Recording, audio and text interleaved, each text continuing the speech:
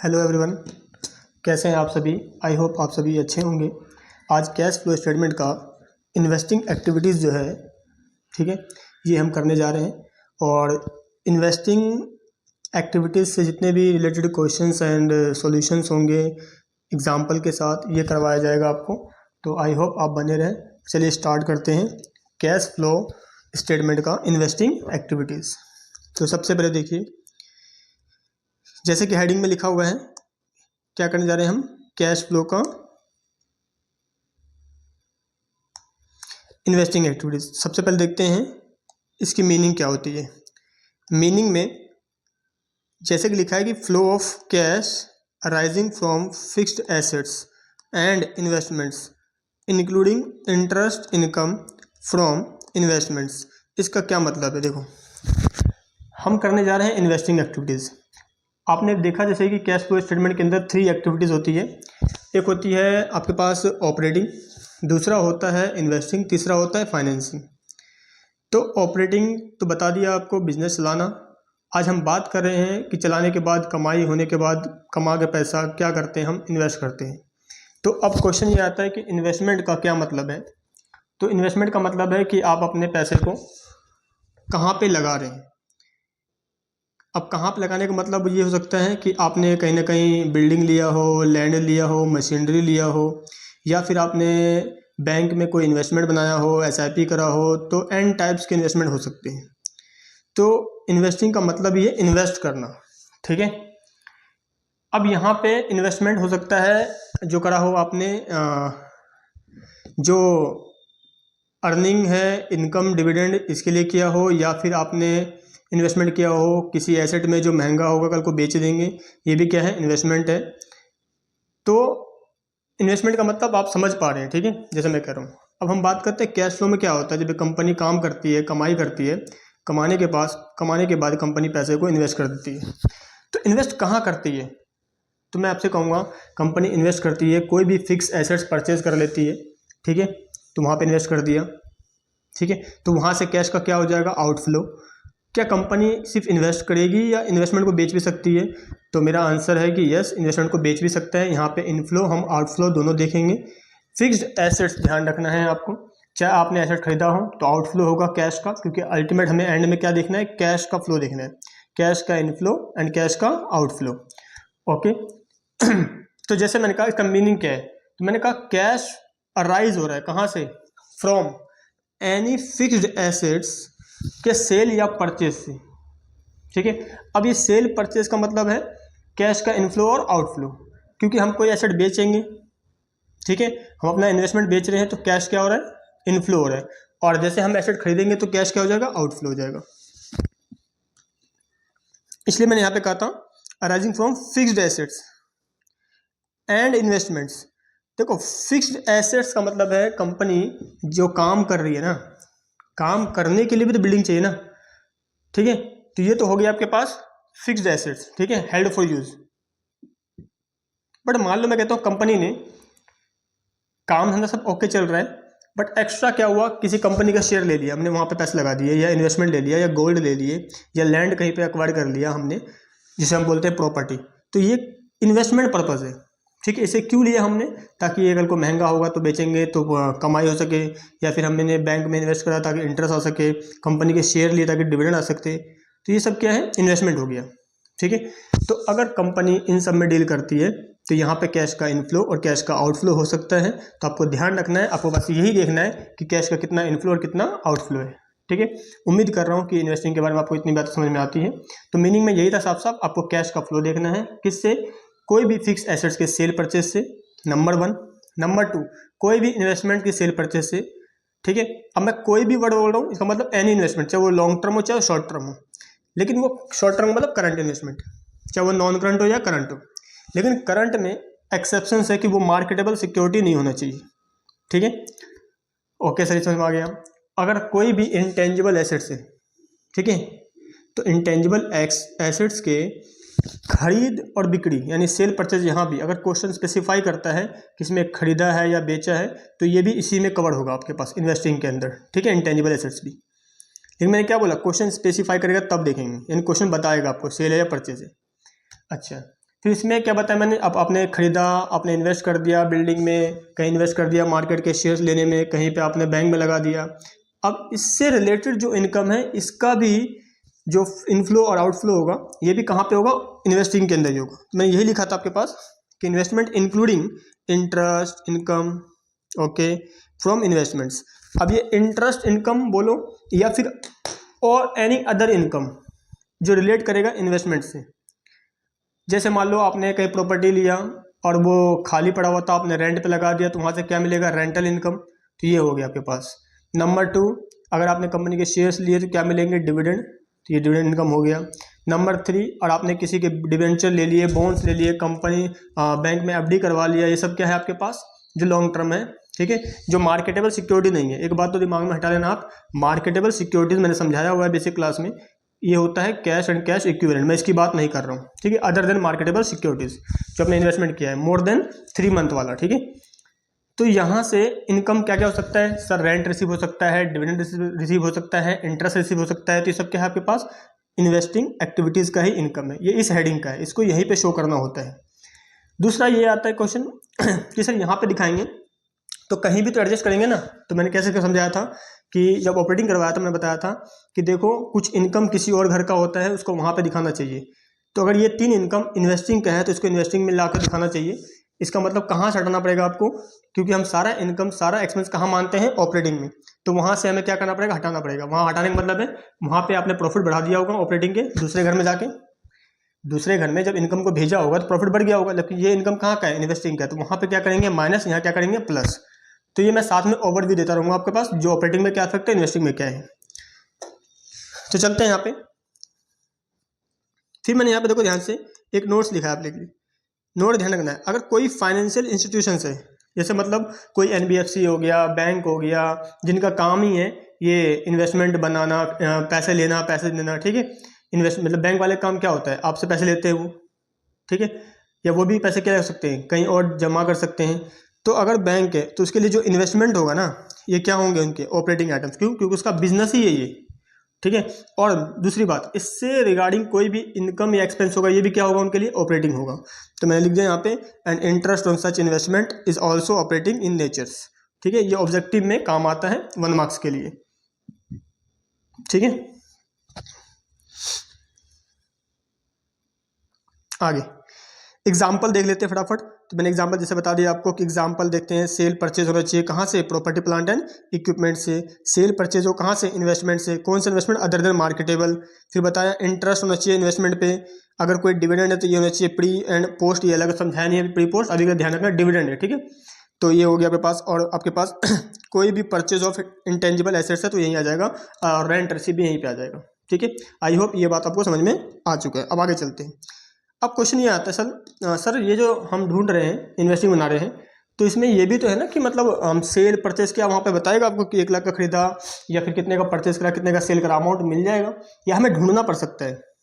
तो मैं कहूँगा अगर मिल जाता है, सब कुछ बना के देगा आपको, फिर आप क्या करेंगे। इसलिए आपको यहाँ पे सीखना है, उनको ढूंढना है, ठीक है। किसको ढूंढना है, कितने का आपने सेल करा, कितने का आपने परचेज करा, इन्फॉर्मेशन दे, जैसे देगा क्वेश्चन उसके अकॉर्डिंग हम काम करने वाले हैं। तो आपके दिमाग में एक बात क्लियर कर दूं मैं, आपने जब भी यहाँ पे सेल परचेज या कोई भी आइटम ढूंढना है, अगर मैं कहूँ कि कोई भी 2 डेटा दिया हुआ है, opening closing, opening and closing, और तीसरा कोई भी एलिमेंट्स आ जाता है, तो आपको करना चाहिए लेजर अकाउंट प्रिपेयर करना चाहिए। कैसे करते हैं आज हम वही क्लास में सीखने जा रहे हैं। लेजर अकाउंट से हम कैसे ढूंढेंगे, सेल परचेज लॉस डेप्रीशिएशन, ये सारे जो भी फिक्स्ड एसेट्स का हो सकता है वो सब हम यहाँ पे ढूंढेंगे। फिर उसके बाद देखेंगे इनमें से कौन सा क्या क्या एक्सपेंस कहाँ पे क्या होगा प्लस और कहाँ पे होगा माइनस। जैसे मान लो मैं एसेट अकाउंट की बात करूँ, फिक्स्ड एसेट्स अकाउंट की बात, ठीक है। तो फिक्स्ड एसेट्स में क्या क्या हो सकता है, देखो एक फिक्स्ड एसेट्स के अंदर उसकी ओपनिंग बैलेंस हो सकती है, हाँ।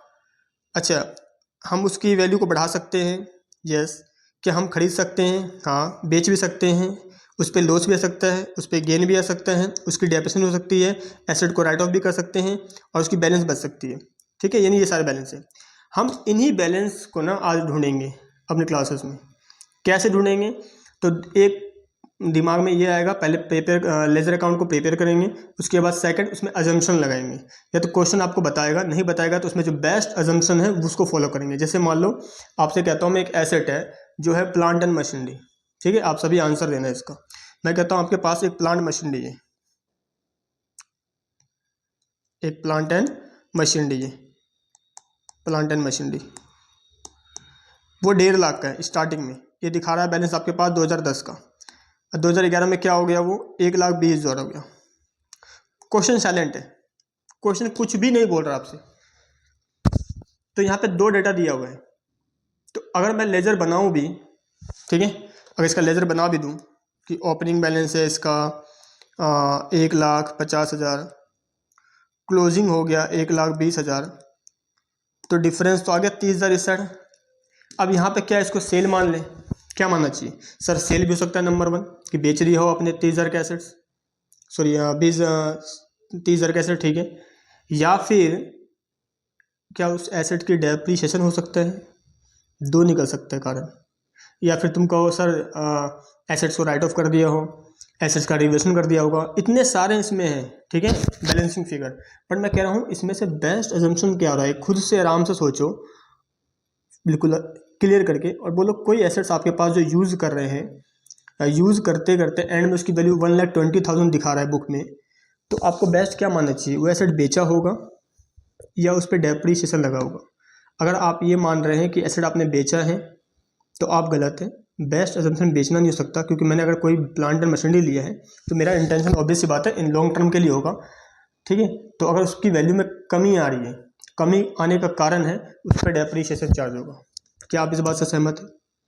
भाई मेरा बिजनेस थोड़ी है कि प्लांट को तो खरीदना बेचना है, तब तो ऑपरेटिंग का काम होता है यहाँ पे। बट अगर मैंने लिया है तो इंटेंशन होगा ना कि ज़्यादा समय के लिए यूज़ करेंगे उसको, और उसकी वैल्यू में कमी आ गया, क्वेश्चन ने कुछ नहीं बता रखा, तो हम क्या मानेंगे, डेप्रीशिएशन। तो इसको बोलते हैं बेस्ट अजम्पशन, ध्यान रखना, ठीक है। सेल भी आ सकता है, बट मैंने क्या बोला, सेल नहीं लेंगे, ठीक है, क्या मानेंगे, डेप्रीशिएशन। एक क्वेश्चन और आता है दिमाग में, सर अगर ये मतलब प्लांट मशीनरी नहीं है, लैंड है या कोई इन्वेस्टमेंट है, अगर उसकी वैल्यू 1.5 लाख से 1,20,000 हो गया, अब क्या मानेंगे, क्या यहाँ भी वैल्यू कम हो गया? तो यहाँ वैल्यू कम हुआ तो क्या इस पर डेप्रीशिएशन लगेगा? अभी मैंने बताया था बेस्ट में क्या है, डेप्रीशिएशन यहाँ लगेगा। तो आपका आंसर होगा सर कैसी बात करो, लैंड इन्वेस्टमेंट पे तो डेप्रीशिएशन लगता ही नहीं है, this is non depreciable assets, इसको हम क्या बोलेंगे, नॉन डेप्रीशिएबल एसेट्स। अगर इस एसेट्स पे डेप्रीशिएशन नहीं लग रहा है, तो अगर इसकी वैल्यू में कमी आ रही है, तो बेस्ट क्या मानेंगे कि इस एसेट को हमने क्या किया होगा, बेच दिया होगा, ठीक है। तो यहाँ पे बेस्ट अजम्पशन किसका आता है, सोल्ड का। अभी मैं आपको क्या सिखा रहा हूँ कि एक लेजर अकाउंट जब बनाएंगे, कैसे बनाएंगे सब सिखाऊंगा मैं आपको, लेकिन उसमें अगर डिफरेंसेस आएगा तो क्या आप अपना दिमाग लगाकर आराम से सोच सकते हैं इसमें बेस्ट अजम्पशन क्या होगा, ठीक है। अजम्पशन नहीं लेना है, मैंने बोला बेस्ट लेना है उसके अंदर, जैसे मैंने एग्जांपल समझाया आपको, क्लियर है। जैसे मान लो अब एसेट का उल्टा भी कर लेते हैं, 1,20,000 से 1,50,000 हो गया, 1,20,000 से 1,50,000 हो गया, एंड में क्या मानेंगे आप? तो क्वेश्चन साइलेंट है, कुछ नहीं बोल रखा है। जब क्वेश्चन साइलेंट है तो चुपचाप अब माने कि एसेट बढ़ रहा है, तो अब उसकी वैल्यू तो नहीं बढ़ाया होगा आपने, तो आपने खरीदा होगा कहीं ना कहीं एसेट्स को, और ठीक है, तो क्या मानेंगे, वो परचेज है आपके पास, ठीक है। लेकिन अगर कोई डेप्रीशिएबल एसेट्स घट रहा है तो वहाँ पे बेस्ट अजम्पशन उसका क्या होगा, डेप्रीशिएशन, क्योंकि डेप्रीशिएबल एसेट्स है। बट अगर वो नॉन डेप्रीशिएबल एसेट्स है, इन्वेस्टमेंट या लैंड है, तो क्या मानेंगे हम इसको, सेल वैल्यू मान लेंगे, अगर कम हो रहा है तो, ठीक है, बढ़ रहा है तो परचेज मान लेंगे। मैं ये क्यों बता रहा हूँ 2 अमाउंट लेके, कि पहला कंसेप्ट यहीं से होता है स्टार्ट, ठीक है। अगर 2 अमाउंट है तो आपको लेजर अकाउंट बनाने की जरूरत नहीं है, ये जो मैंने ना ये बनाने की जरूरत नहीं है आपको, इन अकाउंट्स को बनाने की जरूरत नहीं है, आप सीधा सीधा भी इनके डिफरेंस से बेस्ट अजम्पशन लगा सकते हैं घटने और बढ़ने का कारण, और हमें बस वही चाहिए, ठीक है। अब आता है दूसरा क्वेश्चन, सर अगर क्वेश्चन में बता रखा है कि खरीदा होगा, फिर डेप्रीशिएशन भी हो सकता है, कुछ भी हो सकता है, तो अगर थर्ड आइटम कुछ भी निकल के आता है तो मैं कहूँगा आपको अकाउंट रेडी करना चाहिए, लेजर अकाउंट बनाना चाहिए उस एसेट का, ठीक है। कैसे बनाएंगे, अब चलिए स्टार्ट करते हैं, आगे कैसे प्रेजेंटेशन होगा इसका, और इसमें कुछ बातें जो रह गया था उस पर स्टार्ट करते हैं, ठीक है। तो मैंने यहाँ तक बताया था आपको मीनिंग और कुछ एग्जाम्पल दिए थे, ये था इन्वेस्टिंग का।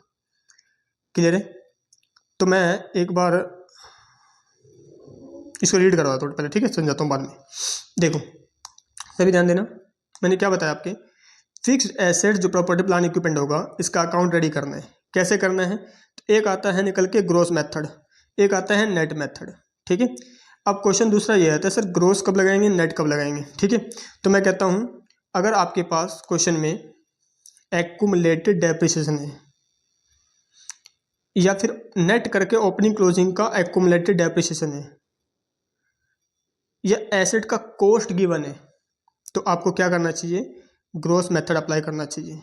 इसके अंदर क्या होगा, आपको एक एसेट अकाउंट बनाना है कॉस्ट पे, साथ में एक्यूमुलेटेड डेप्रिसिएशन अकाउंट बनाना है जिसका दूसरा नाम होता है provision for depreciation, and third asset disposal account. अगर हम एसेट को सेल करते हैं तो आपको क्या रेडी करना है, asset disposal account. Asset disposal account बनाना सिखा दूंगा मैं आपको कैसे क्या बनाते हैं, अभी के लिए ध्यान रखना, ठीक है। आगे अगर सर नेट है तो देखो सीधा बनाओ फिक्स एसेट अकाउंट किस पे, नेट अकाउंट मेथड पे। नेट को बोलते हैं WD मेथड। अब ये है क्या, समझ में नहीं आया होगा आपको? तो मैं 11th क्लास में आपको लेके चलता हूँ, या फिर CA फाउंडेशन जो बच्चे करे होंगे, चैप्टर पढ़ा होगा आपने डेप्रीशिएशन, और वहाँ पे आपने देखा होगा कि डेप्रीशिएशन में जब आपने अकाउंट मेंटेन किया होगा तो एक तरीका सिखाया होगा कि इसी में डालो डेप्रीशिएशन, इसी में डालो सेल परचेज, सब कुछ डालो इसी के अंदर, एक ही अकाउंट को मेंटेन करते थे और बैलेंस हर साल क्या करते थे, डेप्रीशिएट करने के बाद बैलेंस CDBD करते थे, नंबर 1। दूसरा सिखाया होगा कि देखो हम अलग से क्या बनाते हैं, प्रोविजन फॉर डेप्रीशिएशन अकाउंट, ठीक है। मैं थोड़ा सा आपको याद करवाता हूँ, शायद याद आ जाए आपको कि आपने ऐसे करा नहीं भी करा, जो नहीं सीखा है उनके लिए मैं एग्जांपल समझाता हूँ, ठीक है। एग्जांपल लेते पहले, मान लो मैं कहता हूँ एक मशीन है मेरे पास, अमाउंट कितने में खरीदा इसको, 1 लाख में, ठीक है। और इस पे रेट है डेप्रीशिएशन का और कुछ नहीं है, सिंपल 10% है, मान लो 10% पर एनम। किस पे है ये है ओरिजिनल कॉस्ट पे, ओरिजिनल कॉस्ट, ठीक है, जिसको आपने पढ़ा होगा SLM मेथड, ठीक है, इसे लगाना है। मैं कहता हूँ ना आप क्या अकाउंट बना सकते हैं, 2 साल का अकाउंट, सिर्फ 2 साल का, 2 ईयर का। तो ऑप्शन 1 एक तरीका ये था आपके पास, ठीक है। ट्राई करना याद करने की, क्या आपने ऐसे किया था, आपने बनाया था मशीन अकाउंट,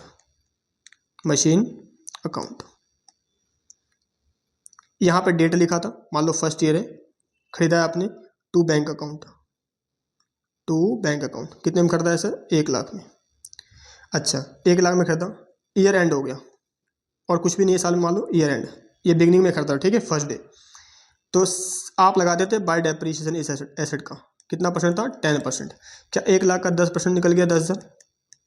हाँ जी सर। बताओ सर बैलेंस कितना बचा एंड में, आपके पास बैलेंस बच गया है 1 लाख में 10 को माइनस करेंगे कितना बचेगा, 90,000, 90,000। ये आ गया आपके पास 1 लाख, टोटल करते थे, इधर भी 1 लाख आ गया। अब ये CD को उठा के अगले साल के लिए क्या बोलते थे, ओपनिंग बैलेंस BD, कितना बोलते थे, 90,000, 90,000। फिर क्या लगाते थे, फिर ईयर एंड होता था, ईयर एंड क्या चार्ज कर देते, बाय डेप्रीशिएशन, कितना, SLM मेथड है तो 10,000 मान लेते हैं, तो बैलेंस CD कितना आ जाएगा, 80,000। फिर क्लोज कर दिया, 90,000 हो गया टोटल, ये इधर भी कितना आ गया, 90,000। फिर थर्ड ईयर के लिए ये ओपनिंग बैलेंस हो गया जो आपके पास बुक में दिख रहा है कितना, 80,000। क्या आपने यही किया था, एक अकाउंट, याद आया? दूसरा एक तरीका होता है कि हम डेप्रीशिएशन इसमें चार्ज नहीं करते, इसको अलग से मेंटेन करते हैं, जिसके लिए आपको बताया था कि आपको क्या करना चाहिए, एसेट अकाउंट के साथ साथ मेंटेन करना चाहिए प्रोविजन फॉर डेप्रीशिएशन अकाउंट, उसी को बोलते हैं एक्यूमुलेटेड डेप्रीशिएशन अकाउंट। आपने क्या किया होगा पता है, ऑप्शन 2 ये वाले तरीके में आपने बनाया होगा, एक तो एसेट अकाउंट, मशीन अकाउंट, और इसी को हम बोलते हैं ऑन कॉस्ट, हम किस कॉस्ट पे, ठीक है। अब इसका क्या मैं समझाता हूँ, और साथ में आया होगा अपने प्रोविजन फॉर डेप्रीशिएशन अकाउंट, ठीक है। आपने सबसे लिखा होगा टू बैंक अकाउंट, कितने में खरीदा, 1 लाख में। फिर आपको समझाया होगा कि देखो हम एसेट को कॉस्ट पे दिखा रहे हैं तो इसके अंदर इसका डेप्रीशिएशन नहीं आएगा, इसके लिए हम अलग से मेंटेन करेंगे प्रोविजन फॉर डेप्रीशिएशन अकाउंट। तो टीचर ने बताया होगा आपको कि यहाँ पे नहीं लिखते हैं डेप्रीशिएशन, अभी के लिए क्या लिखा था आपने, यहीं पे लिखा था क्या, देखो यहाँ पे मैं कह रहा हूँ इसको हटा के अलग से हम क्या बनाते हैं, प्रोविजन, एक अकाउंट, तो उसको यहाँ पे लिखते हैं इस अकाउंट में, बाय डेप्रीशिएशन। कितना अमाउंट था बताओ, 10,000। और ये एक साल एंड हो गया, अब कहता क्लोजिंग करो, तो आप कहते थे खरीदा था 1 लाख में, इधर कुछ तो है नहीं, तो बैलेंस शीट भी कितना आया, 1 लाख। क्लोज कर देंगे इसको। अब सीडी 1 लाख है, तो अगले साल के लिए बीडी कितना होगा सर, 1 लाख होगा, बिल्कुल सही। अब इसे भी क्लोज कर देंगे, इधर बैलेंस सीडी आ जाएगा कितना, 10,000 फर्स्ट ईयर का डेप्रिसिएशन, और यही सीडी क्या हो जाएगा, बीडी हो जाएगा नेक्स्ट ईयर के लिए 10,000। फिर अगले साल हमने यूज़ किया एसेट को, फिर क्या लगा दिया, फिर नेक्स्ट ईयर लगा दिया बाय डेप्रिसिएशन 10,000। यहाँ पे नहीं लगाया मैंने, देखो जो यहाँ पे लगता था बाय डेप्रिसिएशन इस अकाउंट में, यहाँ पे नहीं लगाया मैंने, ठीक है, वो यहाँ पे भेज दिया प्रोविजन वाले में। अब टोटल कितना हो गया सर, ये 20,000 हो गया। क्या इसको हम क्लोज कर सकते हैं, आंसर क्लोज कर देंगे इसको, कितना 20,000, और ये हो गया 20,000। फिर ये जाएगा ओपनिंग बैलेंस थर्ड ईयर के लिए, कितना 20,000। फिर यहाँ पे हम एसेट की बात करते हैं, एसेट का क्रेडिट डाउन कितना रहेगा, 1 लाख, क्लोज कर लेंगे 1 लाख। बीडी भी कितना होगा, 1 लाख। ये मैंने आपको क्यों बताया, ताकि मैं चाहता हूँ बिल्कुल बेसिक से ना आपको ध्यान रहे, जब मैं अकाउंट जब क्वेश्चंस करवाऊंगा और उस क्वेश्चंस के अंदर जब आपके पास बैलेंसेस मिलेंगे, 2 बैलेंसेस मिलेंगे, ठीक है, एक ऊपर वाले केस से एक दूसरे वाले केस की तरह, तो आप समझ पाएंगे कि उन्होंने अकाउंट कैसे मेंटेन किया हुआ है, ठीक है, अलग अलग मेंटेन किया है या एक साथ मेंटेन किया है। एक साथ मेंटेन किया तो अकाउंट कैसे बनेगा, अलग अलग मेंटेन किया तो अकाउंट कैसे बनेगा, यही हम आज क्लास में सीखने जा रहे हैं। तो बिल्कुल ध्यान से ना अब आपको यहाँ से सारी बातें सुनना है, समझना है अच्छे से, ठीक है। चल अब ध्यान सुनो, अगर फर्स्ट ऑप्शन से जाती है कंपनी कोई भी, तो उसके थर्ड ईयर में, पता है इस साल किस ईयर में, थर्ड ईयर में, वो बैलेंस शीट में दिखाते दिखाई WDV है, पर वो कैसे दिखाई हुई सीधा लिख दिया होगा, मशीन कितना 80,000, ठीक है, उसको 1/4 को शो हो रहा होगा इसको बुक के अंदर, ठीक है। अच्छा इस वाले में अगर मेंटेन करती है तो पता है बैलेंस शीट में, हालांकि कंपनी बैलेंस शीट ऐसा नहीं है, मैं समझा रहा वैसे ही, ठीक है आपको, तो मशीन शो कर रहा होगा 1 लाख, और इस साइड कहीं ना कहीं लिख देते हैं एक्यूमुलेटेड डेप्रिसिएशन अकाउंट कितना 20,000, नेट वही आता है 80,000, बट दिखाने का अलग तरीका है, या फिर इसी में से माइनस कर देते हैं एक्यूमुलेटेड डेप्रिसिएशन 20,000, ऐसे शो कर देते हैं ऐसे, और बाहर आता है आपके पास 1 लाख, ये भी हो सकता है तरीका। वो ऐसे शो करता हुआ देखो बताएगा आपको, मशीनरी का कॉस्ट है 1 लाख, ठीक है, माइनस उस पर एक्यूमुलेटेड डेप्रिसिएशन है 20,000, और उसका WDV आ गया कितना 80,000, 100 ऐसे करते हैं। मेरा एक क्वेश्चन आपसे, जब ये मशीन 1 लाख का था, जब खरीदा था वो प्राइस 1 लाख, और उस पर गिसावट कितना लग गया है 20,000, तो क्या ये 20,000 1 साल का है या ये 2 साल का है। मैंने तो आपके सामने समझाया, आपको दिखा होगा 2 साल का सर, ये दिख गया।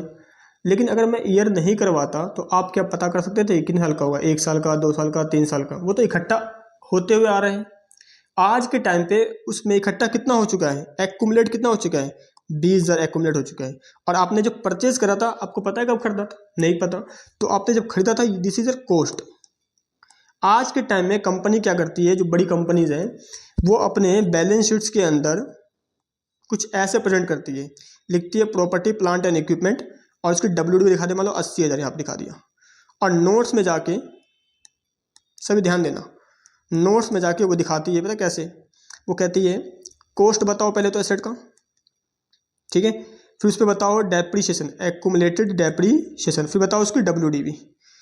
तो कंपनी ऐसा शो करती है, कॉस्ट कितना 1 लाख, उस पर एक्यूमुलेट कितना हो चुका है 20,000, और यहाँ पे कितना आ गया 80,000, ये नोट्स में, और ये 80 यहाँ पे जाती है बैलेंस शीट्स के अंदर एसेट्स में, ठीक है। एक तरीका ये होता है आपके पास, या फिर एक ऐसा दिखा सकती है कंपनी, कॉस्ट बताएगा कितना 1 लाख, माइनस एक्यूमुलेटेड डेप्थ कितना 20,000, कितना बैलेंस आ गया 80,000, ये आ गया WDV, ऐसे भी दिखाती है कंपनी, ठीक है।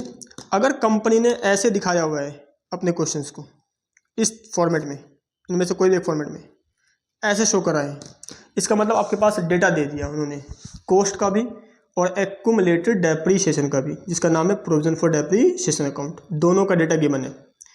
या क्वेश्चन में कहीं भी आपको दिख जाए एक्यूमुलेटेड डेप्रीशिएशन का ओपनिंग क्लोजिंग बैलेंस, हम सीधा दिमाग में ये बात सोचेंगे कि ये जो बुक मेंटेन किया होगा ऑन कॉस्ट किया होगा, रिकॉर्ड, और हम दो अकाउंट अलग से सेपरेट बना लेंगे। कौन कौन सा? एक तो मशीन अकाउंट जो बनेगा आपका कॉस्ट पे, दूसरा प्रोविजन फॉर डेप्रीशिएशन अकाउंट। सिर्फ ये हिंट समझाने के लिए मैंने इतना एग्जांपल दिया आपको। जैसे मान लो, आओ बताओ मेरे को कौन सा मेथड लगेगा, ग्रोस या नेट? अभी हालांकि मैंने आपको ग्रोस समझाया है, नेट नहीं समझाया, ठीक है। नेट बता दूं मैं पहले, फिर एग्जांपल पूछता हूँ आपसे। चलो बताओ, अगर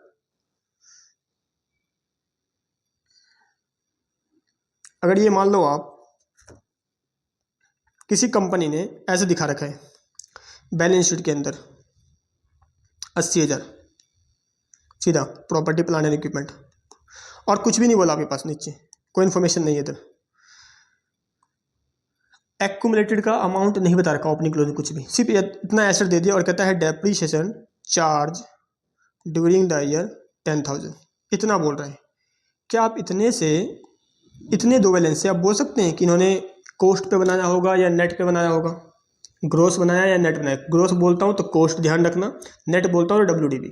तो इनका मतलब इन्होंने बुक में हर साल डेप्रिसिएशन लेस किया होगा और लेस करने के बाद दिखा दिया होगा, कोई भी प्रोविजन मेंटेन नहीं किया हुआ है, तो इसको बोलते हैं नेट तरीका। फिर आपको नेट पे ऐसे काम करना चाहिए, ठीक है। ये नेट है आपके पास, मतलब नेट मेथड है, तो ये ऐसे लगाएंगे। इसको और अच्छे समझते हैं, ठीक है। अभी बहुत टाइम है आपके पास, तो ध्यान दें बिल्कुल। अभी मैं सिर्फ एग्जांपल्स में आपको ये दिखाना चाहता हूँ कैसे प्रेजेंटेशन है। इससे आप बताओ कि अकाउंट कैसे बनेगा, नेट पे या ग्रोस पे। ये एग्जांपल देखो, पहला आपके पास प्लांट का अकाउंट दिख रहा है, प्लांट का अमाउंट सभी को दिख रहा है, ये रहा सर प्लांट का ओपनिंग बैलेंस, और ये क्लोजिंग बैलेंस दिख गया। क्या साथ में एक्यूमुलेटेड डेप्रिसिएशन भी दिख गया और उसकी WDV दिख रही है लास्ट में? तो मैंने क्या समझाया, जहाँ पे क्वेश्चंस के अंदर एक्यूमुलेटेड डेप्रिसिएशन का opening balance and closing balance दिख जाए आपको, ओपनिंग एंड क्लोजिंग बैलेंस, आपको अकाउंट रेडी करना है ऑन कॉस्ट बेसिस। इसका मतलब है एसेट अकाउंट अलग से बनेगा, डेप्रिसिएशन अकाउंट अलग से बनेगा, हम उसमें ढूंढेंगे कैसे क्या ढूंढेंगे उसे और सीखेंगे अच्छे से भी, ठीक है। बट आपको आइडिया मिल गया, जैसे ये दिखा किस पे बनेगा अकाउंट, कॉस्ट पे। सिर्फ ये समझो, जैसे आपको ये ऐसा कुछ दिखा डेटा, आपको अपने अकाउंट रेडी किस पे करना है, ऑन कॉस्ट ग्रोस मेथड पे, ठीक है सर। ये बताओ किसको दिक्कत? सर यहाँ लेजर बोला, लेजर मतलब लेजर में बैलेंस देखा, तो जाहिर सी बात है WDV है, ठीक है। लेजर में जब दिए रहते हैं तो कौन सा बैलेंस है वो, WDV नेट बैलेंस। तो नेट बैलेंस है ओपनिंग का 640 4,40,000 ऐसे दे दिया। क्या यहाँ पे लेस करके एक्यूमुलेटेड है जैसे यहाँ पे था?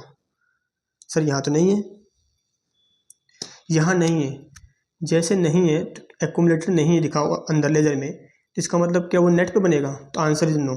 इन्फॉर्मेशन में चेक करो कहीं ओपनिंग क्लोजिंग का बैलेंस अलग से तो नहीं दिखा दिया, क्योंकि प्रेजेंटेशन होता है, एक्यूमुलेटेड डेप्रिसिएशन कोई ऐसा लायबिलिटी नहीं होती, कोई बैलेंस शीट दिखाना होता है, इसे एसेट में से लेस करते हैं, वो इन्फॉर्मेशन में ही होता है, नोट्स में भी समझाया था मैंने आपको, ठीक है। क्योंकि बैलेंस शीट के अंदर तो WDV में अमाउंट जाएगा, लेकिन वो कैसे जाएगा, प्रेजेंटेशन के साथ जाएगा, कॉस्ट कितना है उस पर एक्यूमुलेटेड डेप्रिसिएशन कितना है। तो आइए देखते हैं क्या इन्फॉर्मेशन में कुछ बोला है क्या, चेक करते हैं। और ये देखो ध्यान से, द प्रोविजन फॉर डेप्रिसिएशन 1/4 का है 2 लाख, और 31 मार्च का कितना, 3,20,000। क्या मिला आपको?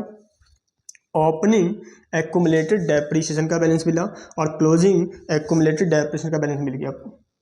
जैसे ही मिल गया बैलेंस, मैंने क्या सुना है, इसको रेडी करेंगे तो किस बेस पे करेंगे, ऑन ग्रोस बेसिस पे, यानी कॉस्ट पे हम अपना अकाउंट को रेडी करेंगे। इसमें हमें 2 अकाउंट बनाना पड़ेगा, एक तो एसेट अकाउंट जो कॉस्ट बनेगा, दूसरा एक्यूमुलेटेड डेप्रिसिएशन अकाउंट। और उसमें अगर सेल का डिटेल दे रखा है तो उसके लिए एसेट डिस्पोजल अकाउंट बना भी सकते हैं या नहीं भी बनाएंगे, मैं दोनों से सिखाऊंगा आपको, बना के भी दिखाऊंगा, नहीं बिना बनाए भी दिखा सकता हूँ। अब ये नहीं बनाएंगे कब, वो डिपेंड करता है आपके पास कितना टाइम सेविंग, मतलब टाइम कितना है क्वेश्चंस करने के लिए। तो अगर हम काम चला ले बिना बनाए हुए भी तो वहाँ से भी कर सकते हैं, ठीक है। आपको इस कैश फ्लो के अंदर ध्यान रखना, लेजर से बचना है। मतलब हालांकि बहुत सारे लेजर अकाउंट है, लेजर वहीं बनाए जहाँ पे 3 इन्फॉर्मेशन निकल के आ रहे, कितने, 3, ओपनिंग क्लोजिंग और थर्ड को इन्फॉर्मेशन से, तभी आप लेजर को प्रेफर करें। सिर्फ 2 ही बैलेंस है तो वहाँ पे लेजर नहीं बनेगा, वहाँ पे हम अपना बेस्ट अजम्पशन लगा के आगे बढ़ेंगे, ठीक है। आई होप इतनी बात आपको समझ में आ गया कि सर ग्रोस पे कब बनाएंगे, जब आपके पास एक्यूमुलेटेड डेप्रिसिएशन का बैलेंस दिख जाए, चाहे वो प्रेजेंटेशन में दिखे या आपको इन्फॉर्मेशन में दिख जाए। नंबर 2, सर कब नहीं बनेगा ग्रोस पे? तो मान लो ये रहा, ऐसे दे दे, ये एसेट का बैलेंस दे दिया और डेप्रिसिएशन चार्ज दे दिया ड्यूरिंग द ईयर, साल में कितना है 10,000। अब साल में दिया 10,000, मुझे बताना कि एक्यूमुलेट होते आया है और ये कब खड़ा था, कोई आइडिया है? तो हम मानेंगे इन्होंने WDV पे आपको इन्फॉर्मेशन दे रखा है, तो आपको भी प्रेजेंटेशन अलग अलग नहीं करना चाहिए, एक ही अकाउंट बनाओ, फिक्स्ड एसेट अकाउंट, उसी में एडजस्ट कर दो सारा कुछ। अभी अकाउंट्स कैसे बनेगा, क्या क्या आता है, अभी हम सीखने वाले हैं इसके, ठीक है। आई होप आधे घंटे के अंदर आपको ये बात समझ में आ गया। नंबर 1, इन्वेस्टिंग एक्टिविटीज़ का मतलब होगा यहाँ पे सर कोई भी फिक्स एसेट्स का सेल परचेज करा होगा हमने, वो कहाँ पे जाएगा, इन्वेस्टिंग में। दूसरा, कोई भी आपने इन्वेस्टमेंट चाहे करंट हो नॉन करंट, उसका भी सेल परचेज करा, कहाँ पे आएगा, इन्वेस्टिंग में। अगर ये वीडियो 12th वाले बच्चे देख रहे हैं, बिल्कुल ध्यान से सुनना मेरी बात, करंट इन्वेस्टमेंट आपके बुक्स में दे रखा होगा, कहाँ पे, करंट एसेट्स में। तो करंट इन्वेस्टमेंट क्लास 12th और बीकॉम के बच्चे अगर ये देख रहे हैं वीडियो, उनके लिए भी सेम ही है, ये अलग नहीं है, ठीक है। आप समझे, एक्स्ट्रा नॉलेज और गेन कर रहे हैं, ठीक है। तो करंट इन्वेस्टमेंट को मानना है कैश एंड कैश इक्विवेलेंट, ये अजम्पशन है आपका, किसके लिए, क्लास 12th। मैं वापस से लिख देता हूँ, हालांकि मैंने प्रीवियस वीडियो में बता रखा है हमेशा, ठीक है। 12th वाले, बीकॉम वाले, इनके बुक में अगर आपके पास करंट इन्वेस्टमेंट दिखता है, क्वेश्चन में कुछ भी नहीं बोला है, आप इसको मानो कैश एंड कैश इक्विवेलेंट और आगे बढ़ जाओ, क्लियर। दूसरा, सर जो CA इंटर वाले हैं बच्चे, तो ICI क्या कहता है, ध्यान सुनो, मैं नहीं बोल रहा हूँ ये, ठीक है। ICI कहते हैं कि भैया अगर करंट इन्वेस्टमेंट है और कुछ इन्फॉर्मेशन नहीं है, आप इसको ट्रीट करें इन्वेस्टिंग, ठीक है। इसको वो मार्केटेबल सिक्योरिटी नहीं मानते। जब मार्केटेबल सिक्योरिटी नहीं है तो वो कैश एंड कैश का भी पार्ट नहीं होगा। अगर ये करंट इन्वेस्टमेंट क्वेश्चन ने बोल दिया कि ये मार्केटेबल सिक्योरिटी है, अब ये मार्केटेबल सिक्योरिटी क्या है, मैंने प्रीवियस क्लास में डिस्कस कर लिया आपके साथ अच्छे से, ठीक है। कोई भी इन्वेस्टमेंट जिसमें इंटेंशन आपका 3 महीने का हो, कब, जिस टाइम आपने इन्वेस्टमेंट करना स्टार्ट किया उसी टाइम था, कब, 3 महीने के अंदर इसे कैश में क्या करें, ईजी टू रियलाइज हो जाए आपको कैश में। दूसरा, इसमें सिग्निफिकेंट रिस्क, कोई भी सिग्निफिकेंट रिस्क इसके अंदर इन्वॉल्व नहीं होना चाहिए, ठीक है। अगर ये इंटेंशन है 3 महीने के अंदर रियलाइज करने का, ठीक है। दूसरा, रिस्क नहीं है इसके अंदर, कोई भी सिग्निफिकेंट रिस्क नहीं है एज 3 के अकॉर्डिंग, एज 3 कहती है ये, तो वो आपके पास क्या है, मार्केटेबल सिक्योरिटी है, ठीक है। हालांकि मैं ज़्यादा चर्चा नहीं करूँगा इसके ऊपर, सब पहले बता दिया मैंने आपको। तो बस आपको इतना ध्यान रखना है, क्या बताया मैंने, 12th बीकॉम वाले करंट इन्वेस्टमेंट क्या है आपके लिए, cash and cash equivalent. CA inter वाले बच्चे जो देख रहे हैं उनके लिए क्या, करंट इन्वेस्टमेंट क्या है, सिर्फ इन्वेस्टमेंट है वो, और वो कहाँ जाएगा, उसका डील करेंगे हम कहाँ पे, इन्वेस्टिंग के अंदर। आई होप इतनी बातें आपको समझ में आ चुकी है। आगे बढ़ते हैं। ये बेसिक बातें हर बार जब मैं चर्चा करता रहूँगा ना तो आपके दिमाग में ऑलरेडी बैठ जाएगा, ठीक है। इसलिए मैं कहता हूँ आराम से पूरा कैश फ्लो के चैप्टर को देखें, समझें और इसका आनंद लें, ठीक है, सीखते जाएं। अब चलते हैं नोट्स पे, जो मैंने लिखवा दिया था कि कब बनाना है ग्रोस और कब बनाना है नेट पे। क्या मैंने यही लिखा है, समझ में आया, कि अगर आपके पास ग्रोस कब लगेगा, जब आपके पास एक्यूमुलेटेड डेप्रीशिएशन का बैलेंस हो, या नेट ओपनिंग क्लोजिंग किसका, एक्यूमुलेटेड का हो। अगर ये बैलेंस दे देते हैं तो आपको किस पे करना है, ग्रोस मेथड पे अकाउंट कर लेना है। इसमें आपका एसेट अकाउंट बनेगा, कॉस्ट पे डेप्रीशिएशन अकाउंट बनेगा और एसेट डिस्पोजल अकाउंट बनेगा। ये बनेगा भी और नहीं भी बनाएंगे, टाइम सेविंग है तो नहीं बनाएंगे, काम चला लेंगे, ठीक है, बिना बनाए भी। ओके, चलिए इसको समझते हैं, इस फॉर्मेट को देखें।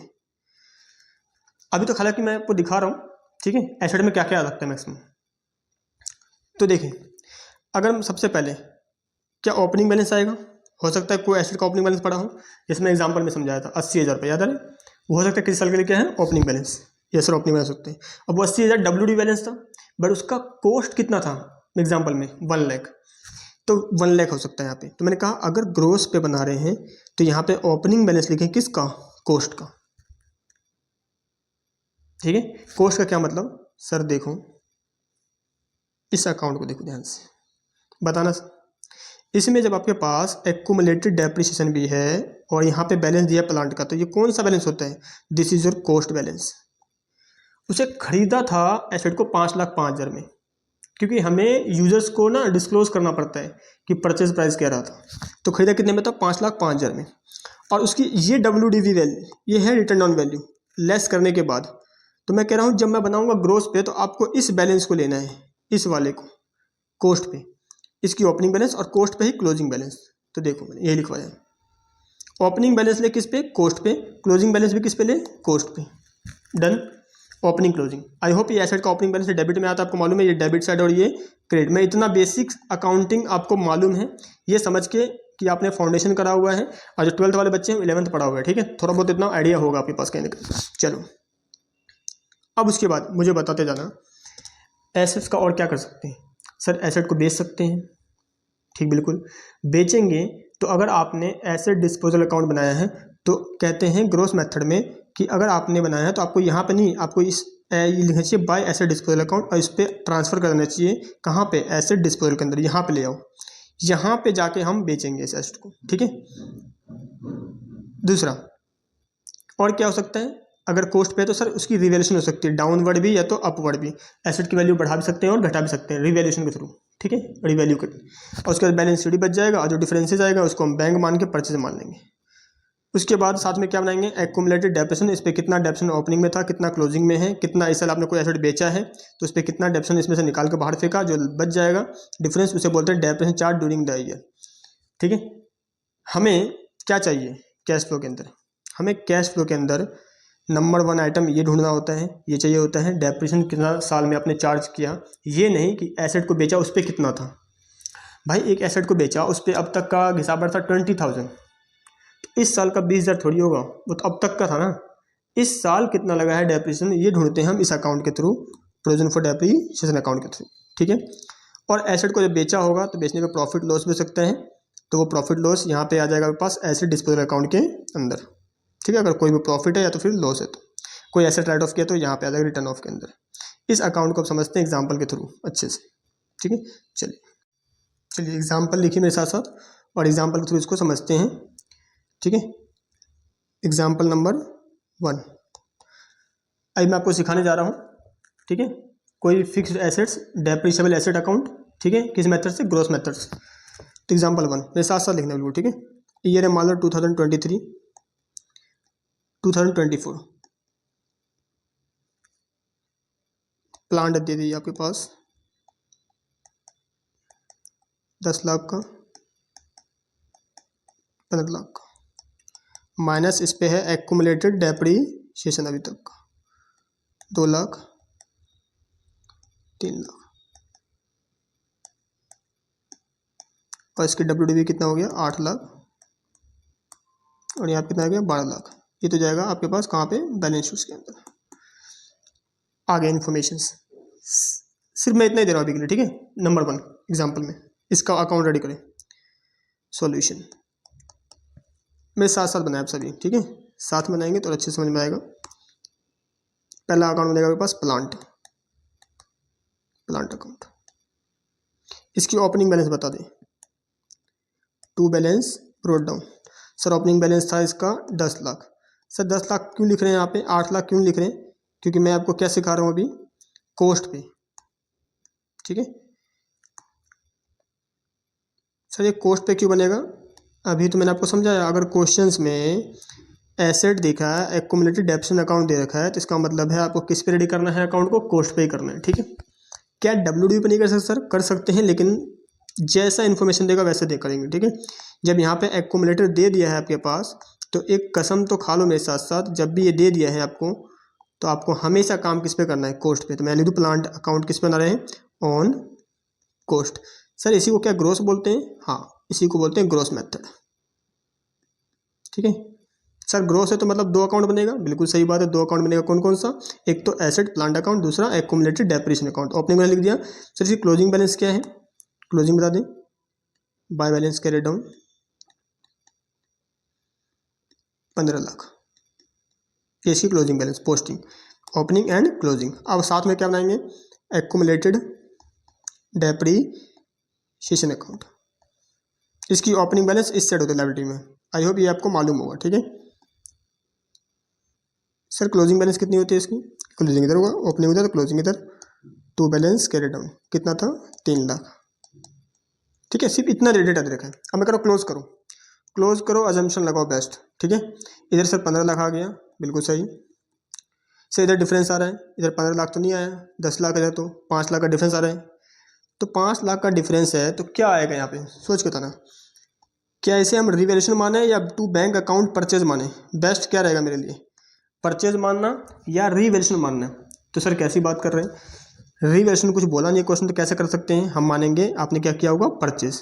तो परचेज निकल के आएगा वापस कितने का, 5 लाख का। बिल्कुल सही, क्लोज हो गया अकाउंट। अब इसे क्लोज करते हैं। बताओ भाई इधर कितना है, सर 3 लाख है एंड में। अच्छा ओपनिंग कितना था, 2 लाख, तो क्या डिफरेंस आ गया 1 लाख का? हाँ सर डिफरेंस आ गया। अब डिफरेंस आ गया तो मुझे बताओ इसको क्या बोलेंगे, इसे बोलेंगे bye depreciation charge during the year. मुझे ड्यूरिंग द ईयर वाला डेप्रिसिएशन चाहिए, इस बात को दिमाग में बैठा लो, ठीक है। जब मैं कैश फ्लो बनाऊंगा मुझे सेल वाले का डेप्रिसिएशन से कोई फर्क नहीं पड़ता, वो कहाँ जाएगा वो सीख लेंगे अकाउंट्स में। बट मैं कैश फ्लो बनाऊंगा तो मुझे साल का डेप्रिसिएशन चाहिए, सेल वाले का नहीं, ठीक है। वो कहाँ से निकलेगा, वो यहाँ से निकलेगा, तो क्वेश्चन बताएगा आपको या फिर मैंने अभी निकाला है, ऐसे निकालेंगे हमेशा आप भी, ठीक है। ये चाहिए मेरे को। अकाउंट टैली कर गया सर, टैली कर गया।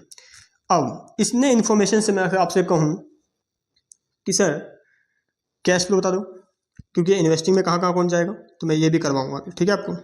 आ जाओ, अब बना रहे हैं cash flow, cash flow from investing और ऑपरेटिंग, कहाँ कहाँ जाएगा, ठीक है। तो ऊपर ऑपरेटिंग आइटम है, ठीक है, नीचे है इन्वेस्टिंग। इफेक्ट देखने कौन कहाँ कहाँ जाएगा, ठीक है। तो आउट ढूंढते हैं, लेजर अकाउंट से कैश ढूंढते हैं। पहली बात तो opening balance closing balance cash flow में कहीं नहीं जाएगा, क्योंकि हम कैश फ्लो बना रहे हैं तो कैश का आउटफ्लो इनफ्लो देखेंगे या फिर नॉन आइटम देखेंगे, ठीक है, नॉन कैश। बिल्कुल सही बात सर। अब देखो सेल है नहीं, यहाँ पे बैंक आ गए, टू बैंक परचेज। प्लांट खरीदा, बताओ किसका काम है, ऑपरेटिंग का, इन्वेस्टिंग का, फाइनेंसिंग का? सॉरी सर कैसी बात कर रहे हैं आप, प्लांट खरीदा है तो ऑब्वियस बात इन्वेस्टिंग का है। यहाँ पे लिखो फिर क्या लिखे सर, परचेज क्या, तो परचेज लिखो, परचेज ऑफ प्लांट। अच्छा खरीदा है, खरीदा है तो कैश का इनफ्लो या आउटफ्लो? सर ऑब्वियस बात है कैश जाएगा, आउटफ्लो है कितने का, 5 लाख का। तो मैं यहाँ पे आया और ढूंढ लिया मैंने कितना, 5 लाख का परचेज है, तो मैं इसको नेगेटिव बैलेंस ऐसे दिखाऊंगा। ये इसका मतलब क्या है, नेगेटिव का मतलब कि आउटफ्लो हो रहा है, कैश हमारे पास से जा रहा है, इनफ्लो है तो प्लस दिखाओ, आउटफ्लो है तो माइनस दिखाओ, ऐसे करके, ठीक है। ओके सर समझ में आ गया। सर एक अकाउंट का तो बैलेंस खत्म हो गया, यस। अब अगले आते हैं, ओपनिंग क्लोजिंग कहीं नहीं, इस बात को दिमाग में बैठा दो हमेशा पोस्टिंग करते वक्त, ठीक है सर। अब सर डेप्रिसिएशन ये कहाँ जाएगा, तो सर ये जाएगा मेरे पास ऑपरेटिंग एक्टिविटी के अंदर, और ये क्या जाएगा, प्लस हो जाएगा कहाँ पे, non cash and non operating items. I hope मैंने बहुत चर्चा कर रखा है इसके ऊपर, ज़्यादा नहीं बताऊंगा, सीधा यहाँ लिख देंगे आपके पास जो भी नेट प्रॉफिट बिफोर टैक्स आएगा, इसमें प्लस कर देंगे डेप्रिसिएशन ड्यूरिंग द ईयर, वो कितना आया आपके पास, 1 लाख रुपये, ये प्लस कर देंगे, तो ये है आपके पास एडजस्टमेंट, इस सिर्फ इतने से आइटम का ये इफेक्ट है। एग्जाम्पल नंबर 2 चलते हैं, बिना टाइम वेस्ट करे हुए, फटाफट बहुत एग्जाम्पल करना है अभी आपको ये साथ साथ, जब तक दिमाग में नहीं आता आपके। यहाँ तो मैंने क्या दिया था, सिर्फ सिर्फ ओपनिंग और क्लोजिंग बैलेंस दिया था। एग्जाम्पल नंबर 2 लिखे साथ में, ये एग्जाम्पल से समझ आएगा आपको, ठीक है, परफेक्ट बन जाएंगे आप। फिर उसके बाद सीधा स्टडी मेट ICAI की बुक से करेंगे क्वेश्चंस, ठीक है। और बाकी 12th वाले बीकॉम वाले जो भी बुक प्रेफर कर रहे हैं वहाँ से कर सकते हैं। चलिए एग्जाम्पल नंबर 2 देखते हैं, 2023 से 2024, बिल्कुल ध्यान से, मेरे साथ साथ, आगे जाना नहीं है, आगे बढ़ना नहीं है, कुछ भी नहीं करना, सब देखना है आपको। प्लांट है 10 लाख का, 15 लाख का, माइनस प्रोविजन फॉर डेप्रीशिएशन, इसी को बोलते हैं एक्यूमुलेटेड, 2 लाख का, 3 लाख का,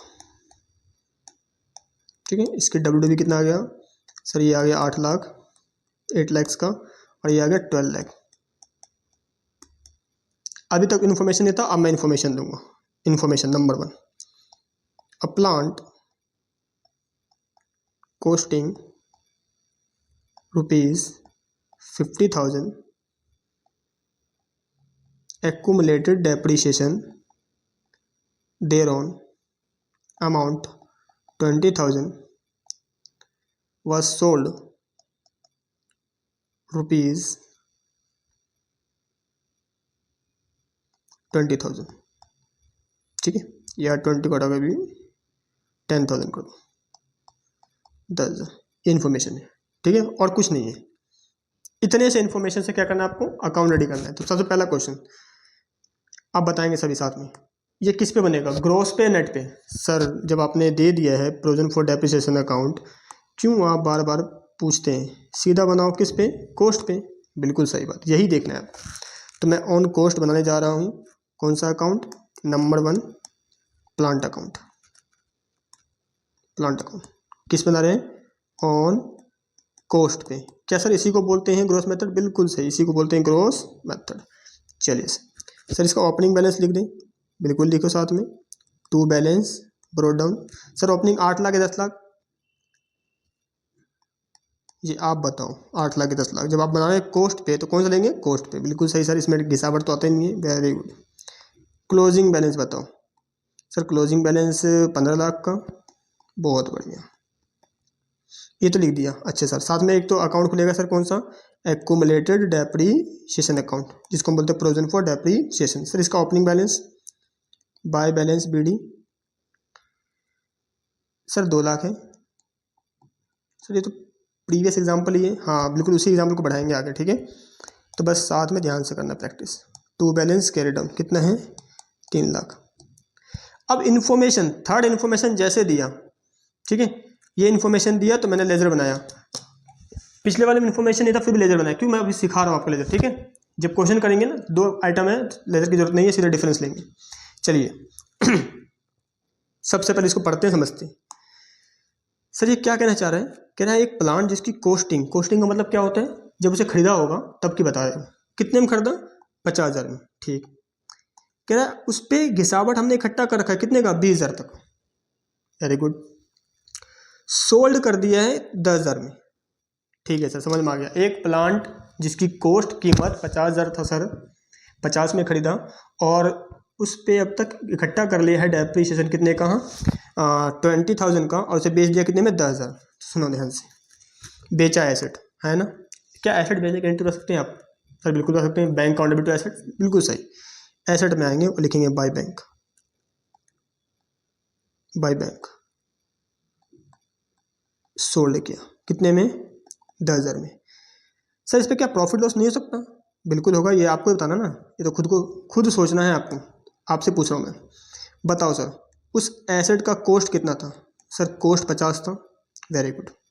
अच्छा उस पर एक्यूमुलेटेड डेप्रिसिएशन लग चुका था अब तक कितना, 20,000। आज के दिन में उसकी वैल्यू जो है कितने का है, 30 का। इसे मैंने सोल्ड कर दिया, इसे मैंने बेच दिया कितने में, 10,000 में। 30,000 का एसेट 10 में बेच रहा हूँ, जल्दी से बताओ प्रॉफिट और लॉस, गेन हुआ या लॉस हुआ? सर लॉस हो गया है, कितने का, 30 का एसेट 10 में बेचा तो 20,000 का तो लॉस हो गया, बिल्कुल सही। अब एसेट अकाउंट में कैसे दिखाते हैं ये सीखना है आपको। जब कॉस्ट बनाते हैं तो इसको सेल करके दिखा दो, दिखा दिया, इस पे निकाल दो प्रॉफिट और लॉस जो भी था, बाय लॉस था सर, इस पे प्रॉफिट एंड लॉस, ब्रैकेट में लिखता हूँ मैं लॉस ताकि समझ जाए, कितने का, 20,000 का। सर इस पे डेप्रीशिएशन भी तो था, यस, लेकिन मैं डेप्रीशिएशन वर्ड नहीं लिखूंगा, पता है मैं क्या लिख रहा हूँ, ध्यान से देखना, एक्यूमुलेटेड डेप्रीशिएशन, और ये किसका होगा, सेल वाले का। कितना अब तक गिसावट हो चुका था, 30,000 का। सर ये यहाँ पे क्यों आया जैसे मैंने स्टार्टिंग के एग्जाम्पल समझाया आपको कि देखो हम अलग से मेंटेन करते हैं प्रोविजन फॉर डेप्रिसिएशन अकाउंट, और जब हम एसेट को बेचते हैं तो वहाँ से उस अकाउंट से उस एसेट का घिसावट लेकर कहाँ पे आते हैं, अपने एसेट अकाउंट में या फिर एसेट डिस्पोजल में। अभी डिस्पोजल मैंने नहीं सिखाया है आपको, इसलिए मानो आप कहाँ लेकर आए, एसेट में, तो उसको उठा के यहाँ ले आओ। सर ये बात नहीं समझ में आया तो यहाँ समझाता हूँ मैं। अब तक टोटल कितना डेप्रिसिएशन हो चुका था, 2 लाख इस साल, ठीक है। एक एसेट बेचा जिसपे घिसावट कितना था, डेप्रिसिएशन अब तक एक्यूमुलेट, सर वो 20,000 था, तो इसमें से 20 बाहर निकाल कर इसे ट्रांसफर कर दो कहाँ पे, एसेट अकाउंट में, टू प्लांट अकाउंट। कौन सा, जो हमने सोल्ड किया, उस पर कितना डेप्रिसिएशन सर है, 20,000, निकाल के बाहर फेंक दिया, और ये डेप्रिसिएशन यहाँ आ गया सर, ऐसे ही होती पोस्टिंग, ठीक है। मैं इन डेप्थ में इसको नहीं लेके जाऊंगा, काफ़ी लेंथी हो जाएंगी वीडियोस, आप प्रैक्टिस करते करते समझ जाएंगे कि जब भी हम एसेट बेचते हैं तो एक्यूमुलेटेड में से उस एसेट जो बेचा है उसका डेप्रिसिएशन निकाल के यहाँ पे लेके आते हैं। जब हम कॉस्ट पे बनाएंगे अकाउंट तो यहाँ पे एक्यूमुलेटेड डेप्रिसिएशन आएगा, किसका? सेल वाले का। इतना ध्यान रखना है, साल का नहीं बोला मैंने, चार्ज नहीं बोला, साल में कितना चार्ज हुआ, साल में चार्ज हुआ यहाँ पे निकलेगा इस अकाउंट के अंदर, जो हमने एसेट बेचा उसका निकालना है, ठीक है। देखो 50 का एसेट था, 30 का घिसावट था और 10 में बेच दिया होगा तो लॉस कितना आ गया था? 20,000 का। कुछ गलत लिख देगा अमाउंट मैंने, ओह 20 का तो ठीक है, डेप्रिसिएशन कितना था? 20,000 क्या? कोई नहीं अमाउंट सही कर लो यहाँ पे, ये 30 नहीं ये 20 होगा ना, 20,000 गलत लिख दिया, दिस इज 20,000। अब समझ, ठीक है। ये है 50 का हिसाब, उस 50 का हिसाब, ठीक है, जो मैंने यहाँ पे समझाया था आपको। चलिए समझ में आ गया आपको? इस पॉइंट, इस लाइन का मतलब यही था, 50 का एसेट हमने बेच दिया कितने में? 10 में, उस पर डेप्रिसिएशन था 20,000 का, लॉस आ गया 20,000 का, ठीक है। अब खत्म हो चुका है, अब इसकी क्लोजिंग करो बैलेंस, बताओ ये कितना आ रहा है? 3,20,000 इधर का आ गया, इधर भी कितना आना चाहिए सर? इधर भी 3,20,000 आना चाहिए, और यहाँ पे सर डिफरेंस आ गया कितना? इसी को बोलते हैं डेप्रिसिएशन ड्यूरिंग द ईयर, जो जाता है कहाँ पे? प्रॉफिट एंड लॉस में, ठीक है। कितना अमाउंट? 1,20,000 का। क्लियर? चलिए इसे भी क्लोज कर दो सर, ये हो गया 15,50,000, 15,50,000, और यहाँ पे भी कितना आ गया? यहाँ पे भी आएगा 15,50,000। अब डिफरेंस आ रहा है, बताओ सर इधर डिफरेंस आ रहा है, बेस्ट क्या मानूँ? गेन मानूँ? गेन कैसे हो सकता है सर? क्या रिवैल्यू कर दूँ? रिवैल्यू कैसे हो सकता है? आपने बताया नहीं कुछ भी, तो बेस्ट है कि आपने क्या किया होगा? खरीदा होगा to bank account. I hope साथ में आप समझ रहे हैं कि बेस्ट एजम्पशन मैं कैसे लगा रहा हूँ। 5,50,000 का, ठीक है। ये मेरा अकाउंट रेडी हो चुका है। अब मैं साथ में आपके साथ क्या करना चाहता हूँ? कैश फ्लो रेडी करना चाहता हूँ, इतने ही इन्फॉर्मेशन से कि कहाँ कहाँ कौन सा इफेक्ट जाएगा, ठीक है। तो आई होप आप सभी रेडी हैं कैश फ्लो के लिए भी। जल्दी जल्दी बता दें, क्या यहीं से बता सकते? क्या यहीं से बताऊँ? जल्दी जल्दी, ठीक है। सर आपने कहा था ओपनिंग क्लोजिंग कहीं नहीं जाएगा, बिल्कुल सही कहा था मैंने, यही है सर। बेचा है आपने, एसेट बेचा है, कहाँ काम है ये? ऑपरेटिंग का, फाइनेंसिंग का, इन्वेस्टिंग का। सर क्या पका रहे हो सर, ये इन्वेस्टिंग का है, तो कहाँ जाएगा? ये इन्वेस्टिंग में जाएगा। और सर इनफ्लो आउटफ्लो, सर ये प्लस हो जाएगा क्योंकि ये इनफ्लो है, ठीक है। कहाँ जाएंगे? इन्वेस्टिंग में क्या दिखा देंगे? प्लस, किसके नाम से? सेल ऑफ प्लांट के नाम से। सर समझ में आ गया। सर ये लॉस कहाँ जाएगा? आप बताओ ये लॉस कहाँ गया? प्रॉफिट एंड लॉस में गया होगा। क्या ये लॉस इन्वेस्टिंग का था? Answer is yes. तो इन्वेस्टिंग में तो आ चुका है, अकाउंट्स के अंदर एडजस्ट हो चुका है सेल प्राइस में ही, ठीक है। तो इसका मतलब है क्या आप ऑपरेटिंग में इसको सही करेंगे? सर बिल्कुल सही, ऑपरेटिंग में से इसको क्या करेंगे? लॉस से आपका प्रॉफिट कम हो गया होगा, बट ये कहाँ का लॉस है? इन्वेस्टिंग का, तो वहाँ से निकालेंगे, तो उसको निकालेंगे तो सर वहाँ का प्रॉफिट बढ़ जाएगा, तो वहाँ पे क्या कर देंगे? प्लस कर देंगे। कहाँ पे? ऑपरेटिंग में। किस में? प्रॉफिट बिफोर टैक्स के बाद एडजस्टमेंट जब करते हैं non cash and non items, वहाँ पर, ठीक है। सर सब समझ में आ गया आपको ये? चलो सर ये कहाँ जाएगा? सर एक्यूमुलेटेड, मैंने ये कहा कॉन्ट्रा इसका, ये उठ के यहाँ चला गया, ठीक है। चलिए सर क्लोजिंग कहीं जाएगा नहीं, खत्म हो गया, वेरी गुड। ओपनिंग कहीं जाएगा नहीं, खत्म हो चुका है। सर ये बैंक परचेज करा है, बताओ परचेज करा है प्लांट, तो आउटफ्लो होगा, पैसे जा रहे हैं, कहाँ पर जाएगा ये जाएगा सर इन्वेस्टिंग एक्टिविटीज़ में, और क्योंकि पैसे जा रहे हैं तो क्या करेंगे? वहाँ पे माइनस दिखा देंगे इसको, वेरी गुड, खत्म हो गया। अब इसको रीड करते हैं। सर ओपनिंग क्लोजिंग कहीं नहीं जाएगा, बिल्कुल सही। ये वाला तो यहाँ कॉन्ट्रास्ट ला गया, डेप्रिसिएशन साल का निकल गया सर, ये कहाँ जाएगा? ये जाएगा ऑपरेटिंग में, और क्या कर देंगे? प्लस कर देंगे। याद है डेप्रिसिएशन नॉन कैश एक्सपेंस होता है, प्रॉफिट कम कर दिया बट कैश कम किया नहीं है, तो वापस से क्या करेंगे? प्रॉफिट को बढ़ा देंगे। क्यों? क्योंकि हमारा प्रॉफिट एजम्पशन होता है कि वो कौन सा प्रॉफिट है? कैश प्रॉफिट है, जबकि ऐसा नहीं हो सकता। कई कारणों से हमारा प्रॉफिट घट भी सकता है, कई कारण से प्रॉफिट बढ़ भी सकता है। मैं क्विक रिवीजन करा दिया आपको, ठीक है, दिमाग में। तो क्या करेंगे? वहाँ पे प्लस कर देंगे, एक कारण ये हो सकता था। अभी मैं कैश फ्लो बना नहीं रहा हूँ, इसलिए समझा दिया कहाँ का पोस्टिंग है, वो पोस्टिंग पता होनी चाहिए, ठीक है। अभी हम क्या सीख रहे हैं? अभी हम सीख रहे हैं plant and machinery account. Sir ये नेट ग्रोथ पे तो समझ में आ गया। सर कोई नेट का एग्जांपल दे सकते हैं क्या? आओ नेट का भी देखते हैं एग्जांपल्स, फिर खत्म करते हैं इसको। चलिए ऐसे देखो, 2011, 2012 प्लांट एंड मशीनरी 1.5 लाख, 1,80,000, ठीक है, इतना दिया हुआ है। नीचे दिया information, depreciation charge during the year, during the year, amount 50,000 और कुछ नहीं दिया है। तो पहला क्वेश्चन ये बताओ, ग्रोस पे बनाएंगे नेट पे बनाएंगे? सर ग्रोस पे कैसे बनेगा? सर ग्रोस पे आपने डेटा दिया ही नहीं। सर एक्यूमुलेटेड कहाँ है यहाँ पे लेस वेस, हमें कैसे पता कितना अब तक हिसाब हो चुका होगा?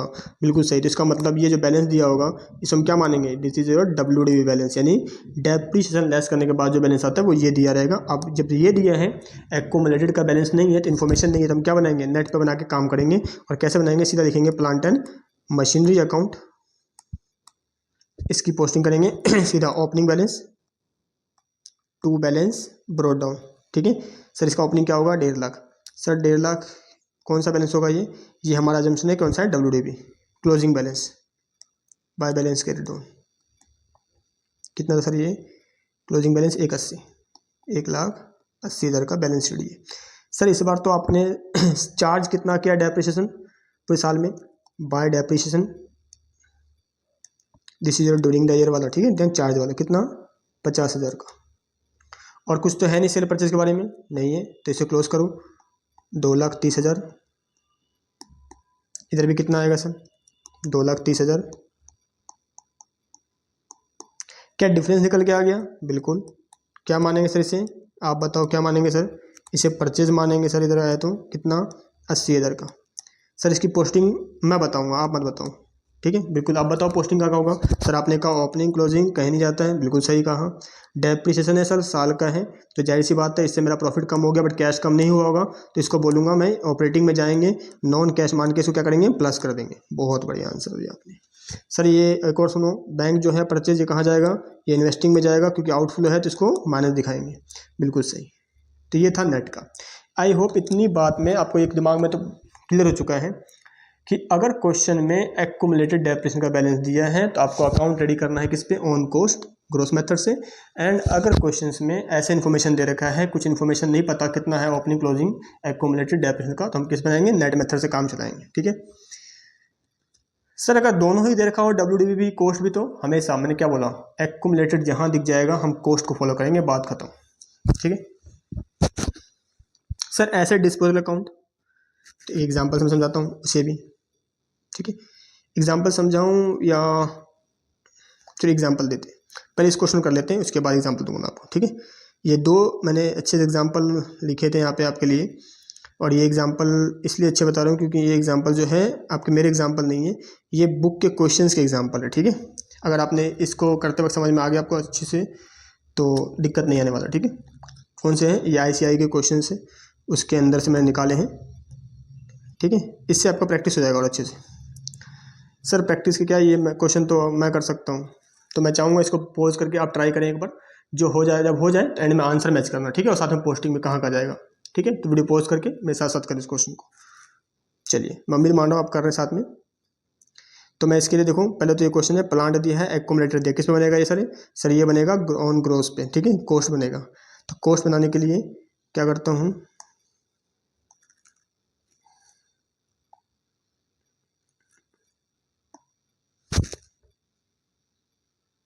इधर नहीं जाएगा क्या?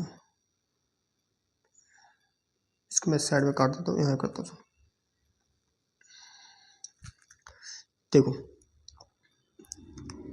अकाउंट बनेगा आपका प्लांट अकाउंट, किस पे बनेगा सर? ये ऑन कॉस्ट पे। सर ये पता है हमें, अब मैं फटाफट कर रहा हूँ। टू बैलेंस ब्रोड डाउन यहाँ आएगा, बैलेंस शीट यहाँ आएगा, बाय बैलेंस कैरेट डाउन। फिर साथ में क्या बनाएंगे? एक्यूमुलेटेड डेप्रिसिएशन अकाउंट बनाएंगे। इसकी ओपनिंग बैलेंस इस साइड आएगा, बाय बैलेंस BD और टू बैलेंस CD। सर इसका अमाउंट बताओ कितना कितना है? तो इसका अमाउंट है, ये क्वेश्चन निकालूँ कैसे मैं इसको, गड़बड़ हो गया।